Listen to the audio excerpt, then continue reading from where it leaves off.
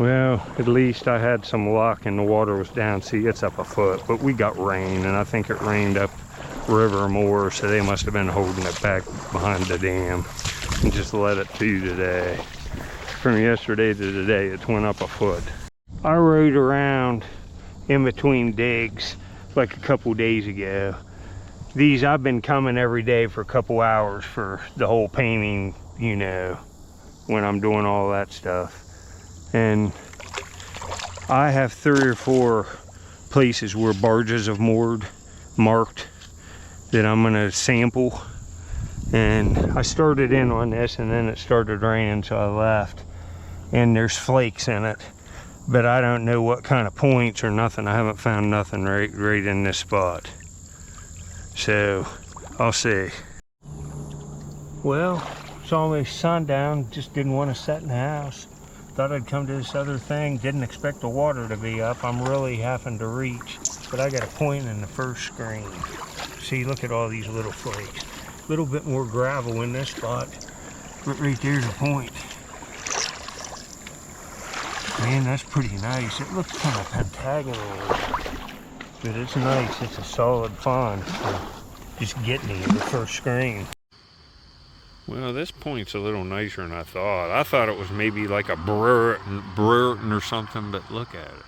See the serrations? They're kind of worn off, but you can still see them. And with the serrations, it almost looks kind of big sandy. Like it's real ground base. Just kind of a lesser when it's real polished. You can probably see, you can see it. I can see it in the viewfinder. See all the grinding. It's ground up in the notches. Nice edge work. That's the cortex. See it? Cortex of the river cobble, and it's just like almost made on just like a little flake. It's a little wattle dart. And you see, I moved up river some, and it's different bank and different archaeology. That's different looking than that last stuff I found. Well, look at that Cousteau. It's got a smoke hue to it. That's, man. See, this stuff has like a smoke tint to it. It's just, look at it. Imagine a big serrated point or a big point made out of that. That's beautiful, isn't it? Stuff in this pile, where'd it go? Right there's a nice piece of pottery, and it's got like white, it looks like quartz or flint in it. That's cool. Well, very interesting pottery.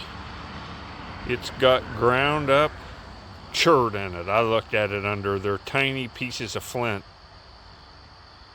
is the tempering in that, and some charcoal, but that's pretty cool. Looks like chalcedony too. I think that's the tip. See, that's broke. That's too bad.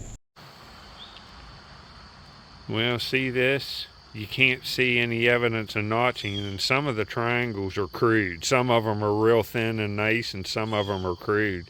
And see, that would have just come over. I'd say that's a triangular associated with that pottery, just a crude one.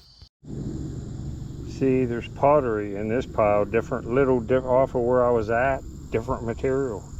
Big piece of pottery. Look at that, it's flat too. I'd say this pottery's woodland in the Mississippian. It might be Mississippian. I always find it around triangular points on the Ohio River.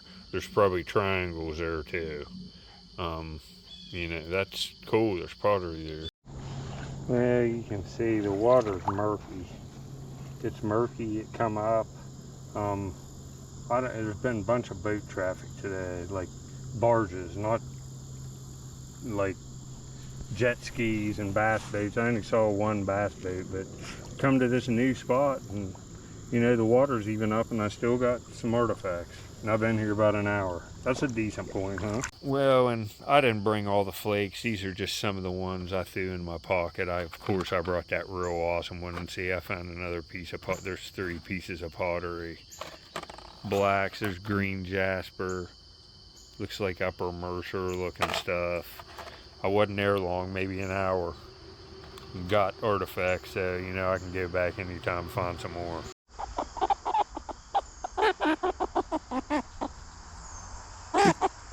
Are you talking a little for them, huh? Roger McNutter's worked up, folks. He came out earlier and it was raining and he wanted to go in because he didn't like getting wet. Tell him you're a big wimp. Roger McNutter. What?